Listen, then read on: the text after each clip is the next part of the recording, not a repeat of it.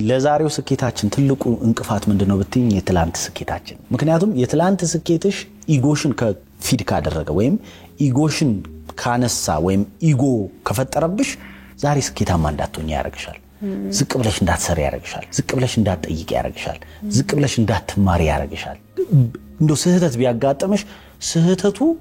እንዳልተሳሳትሽ አንቺ ሳትሆኚ ዓለም ይሄ እንደው ሚ አጌንስት ዘ ወርልድ የሚባል አባባል አለ እኔ ነኝ ልክ ዓለም ሁሉ ተሳስቷል ነገር ግን ይሄ መቆሚያ አይደለም ልክ እንደ መሰላል ነው ዛሬ ያስኩትን ነገ ረግጠዋለሁ ነገ ረግጥኩትን ላይ ሆኜ ደግሞ ነገ ወዲያ ደግሞ ሚዞን አስባለሁ በየማስብ ከሆነ ከፍ ይያልኩ ይሄዳል እኔ የዓለም ቁንጮ መሆን ፈልግ ይሆናል መፈለጌ ግን ዋጋ የለውም የዓለም ቁንጮ መሆኔ ነው የዓለም ቁንጮ የሚያደርገኝ አይደለ